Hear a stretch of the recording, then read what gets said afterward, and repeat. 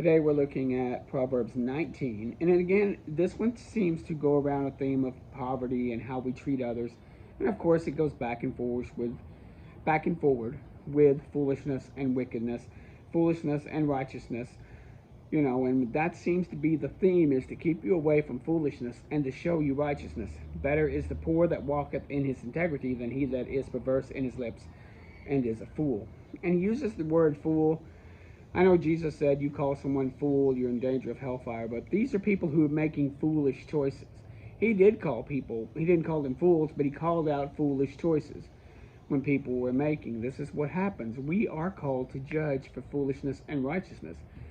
Righteousness is not just being right morally, it's doing something the right way. If you're turning something the right way, if you're approaching something the right way, if you're thinking about something the right way, that's living in righteousness.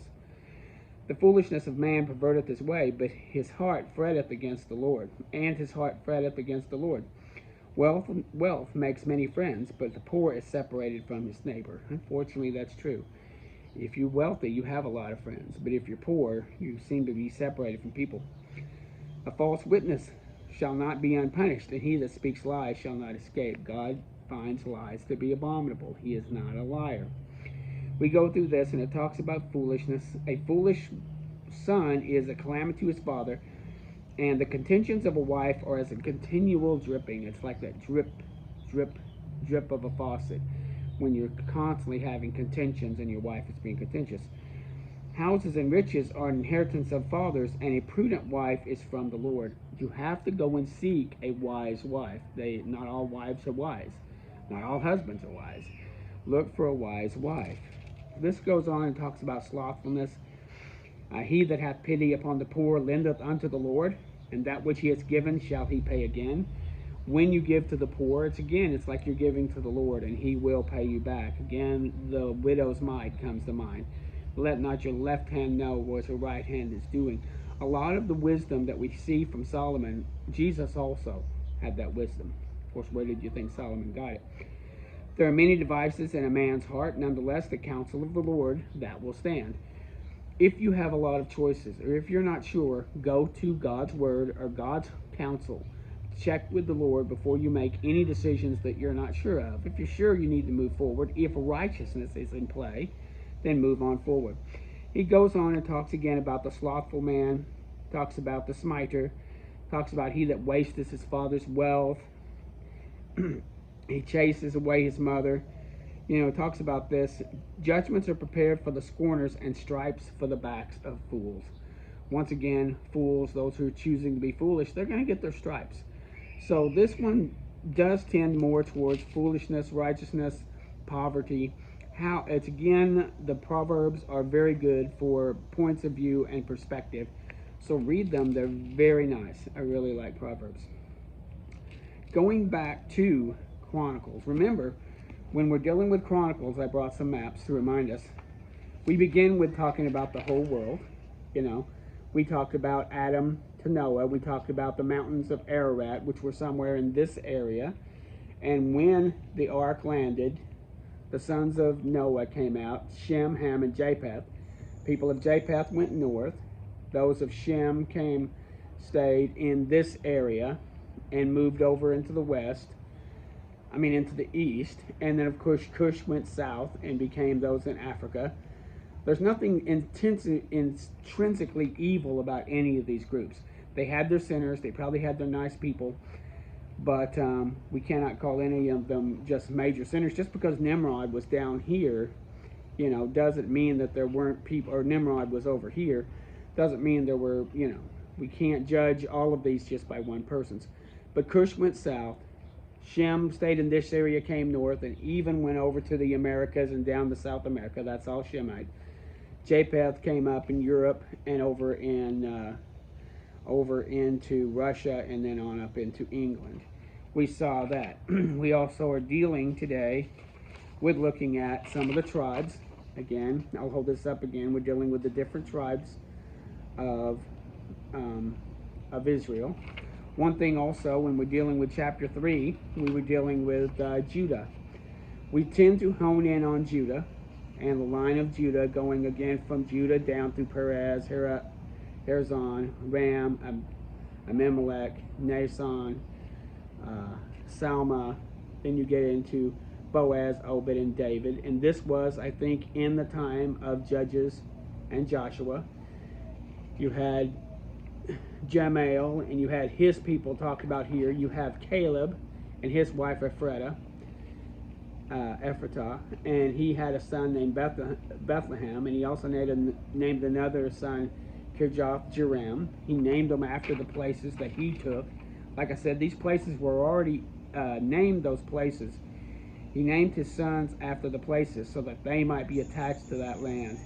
We're going to see that Chronicles is a lot about the land also, and it hones in. We went from large to regional to now we're tribe, and we're going to get down to David, Bethlehem, in that part of Judah, and then we're going to get to the city of David and stay really in with Jerusalem. That's where all of this is going. So that's the plan. We talked about David in chapter 3. We talked about also Solomon. And we begin chapter 4 with the families of Judah. We talked about Perez and all of them. We talked about Jabez. We talked about Caleb and how he got his, and he was the son, and where he lived. And when we finished chapter 4, we were dealing with Simeon.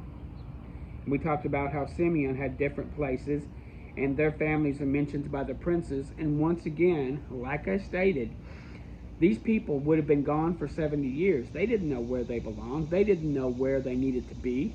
They didn't have maps like I just showed you that says, okay, Issachar is going to be up here, and Zebulon, you'll be over here, and Dan, you'll be here, and Asher, you're up here, and Naphtali, you're up on top, and Judah, you and Simeon are on the bottom. Now remember, Gad, Manasseh, and Reuben are going to be on the other side of Jordan. You know, they didn't have a lot of that with map-wise. They needed the names of these cities. They needed the names of the princes. The princes would take them to the land, and they would develop those cities again. And this is very helpful.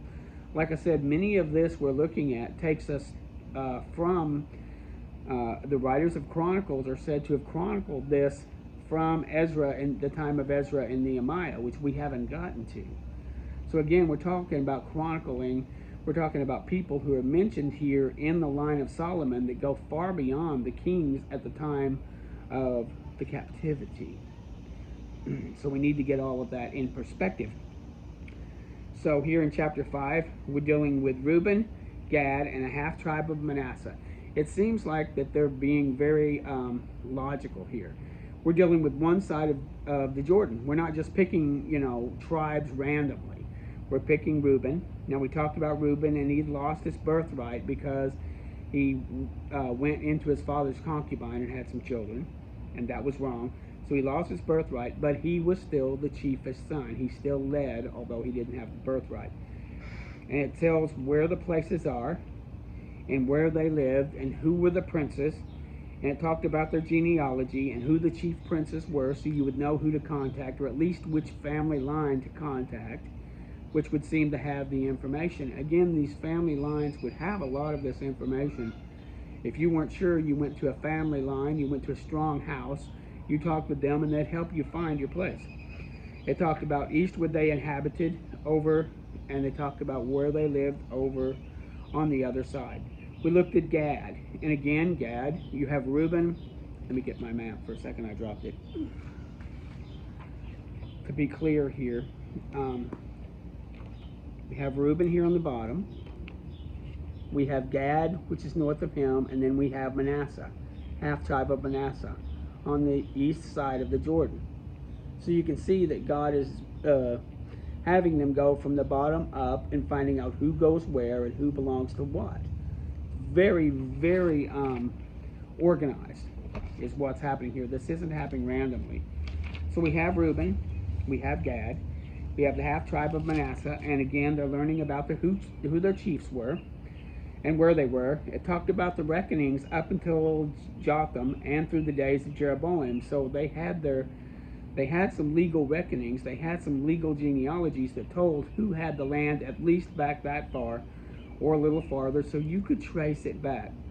Normally, most families knew to trace themselves back. They had established genealogies All they needed was starting points. All they needed was fixed points in the genealogy to where they could attach themselves and go, okay, we're part of Gad because my family can go back to this person, and this person is tied here. We can find them in the genealogy of the time of the king of Jotham.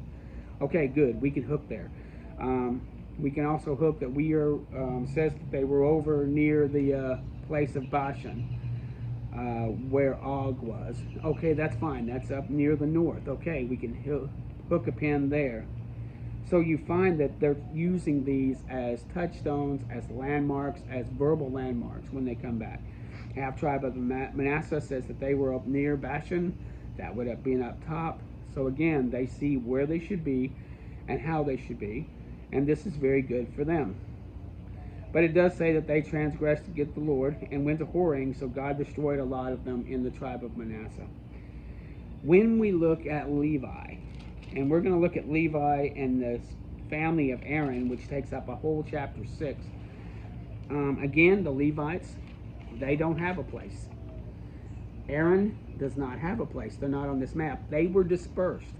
This makes this a little more problematic. This is one of the reasons why also you'll have a larger chapter here for Levi and for Aaron, because they're going to have to hook at different places. You'll find that they're mentioned. They mention different places and different places within the tribes. First you start with Levi, and he talks about Gershon and Korah and Merari. And remember, those were the ones who took care of the temple.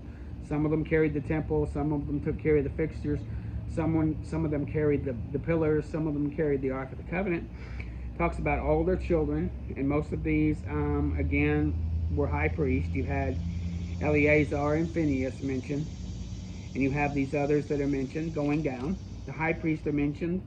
Here's one in chapter 6, verse 10, talks about Azariah, who was the high priest at the time of Solomon. And we see this going down. We have Jehoiada was high priest, and he was carried away with Judah and Jerusalem by Nebuchadnezzar. You have the sons of Gershon mentioned here. You have the sons of Merari mentioned here. You're even talking about those who were the singers, and this was very important. David was a singer. David was a musician. You mentioned the singers here, those that did service in the house of the Lord after the ark was at rest. So you mentioned those tags. A lot of these, again, they can trace themselves back so far, and now you tag in at the other side, connect the dots. These were those who waited with their children of the sons of the Kohathites. You talk about these singers. And again, the singers, like some of the people, they worked like monthly, and they would go in for a month or for a few weeks. So they had their patterns, just like the priest, just like the high priest who always officiated. But some of the Levites rotated in. Remember, with John the Baptist's dad, Zechariah, it was his turn to go in and serve before the temple, his turn to do his service. That's when Gabriel met with him about his son being born, John the Baptist. So we see these people worked in cycles. That's what happens with these singers. Many of them would work in cycles, and this was their touchstones. If you were a family, could trace it back to a singer, then you could trace yourself back to the Levite, then you could trace you back to the land, and where you were in the land, where you were in the tribes. Many of the Levites lived in different tribes and lived in different places. That's where they officiated, because they had no land of their own. Same thing is true with the family of Aaron. Again, these were the high priests. You have Phinehas mentioned, and some of the others that are mentioned there. These Levites were not the high priest. If I said that, I misspoke. They were the priest. And here we have Phinehas mentioned, who's a high priest, family of Aaron, and moving them down, there's Zadok, who was a high priest. These people had their dwelling places, and they had castles, and they lived in spaces, again, just like the Levites, they were around. They lived in Hebron, in Judah. They had the suburbs there. They lived near Hebron. That was a city of refuge. That's where you would find them. You find here where they lived in Benjamin and their suburbs, and you mentioned those cities. You have also the sons of Korah that lived there.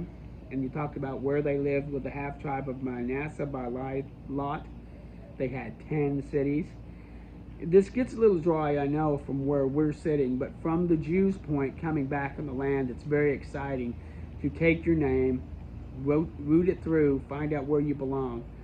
It's important that we know where we belong. And here in Christ, you got to find out not just who you are, but where you belong. We have this thing called the body of Christ. Where are you in it? Finding your place. It's just as important for the Jews here to find their place after they've been cast out, and now they want to come back into the land. Well, where do you go? So here they are talking about the family of Merari that lived over with Reuben and Zebulun. They had 12 cities. They had cities by lot in Judea and Simeon. It just goes on where you see these people are mentioned, and it's also mentioned their suburbs. Here's Shechem and Mount Ephraim. You also had half the tribe of Manasseh had their suburbs. Gershom had their suburbs. Golan had suburbs up near the half tribe of Manasseh over in that area. And down we go. Here's where those tribes of Asher had some suburbs. And here's Naphtali that talks about Galilee. And it's interesting that Jesus lived in a place to where there would have been Levites and priests officiating near Galilee. I don't know if it's in Nazareth per se, but they had their places up there in Naphtali. That's why they say that can any good come out of Naphtali? They were saying that about can any good come from Galilee? Well, you had you have Aaronic priest from there. And you have, here's Merari is up near Zebulun, and on the other side of Jericho, of Jordan by Jericho, over near Reuben. So we line these out. So again, 5 and 6 are again these touchstones, these places where the people coming back can try to find their way. And it's very important. God has places for people. God has places and things for them to do. Families, where families can belong and where families can grow and where households can grow. He just doesn't have a free-for-all of, okay, go into Israel and just take what you want and live where you want and fight with one another. Nope, you're of this tribe. Be proud of that tribe, and here's where you belong. You're of this tribe. Be proud of that tribe, and here's where you belong. You all belong to me. Be proud of who you are. Be proud of your tribe, and be proud of where you belong. There can be no infighting here, because all of you need to be proud of who you are and find out where you belong. This is very important for this. And we see that perhaps that's what all the Chronicles is about, establishing where the people belong.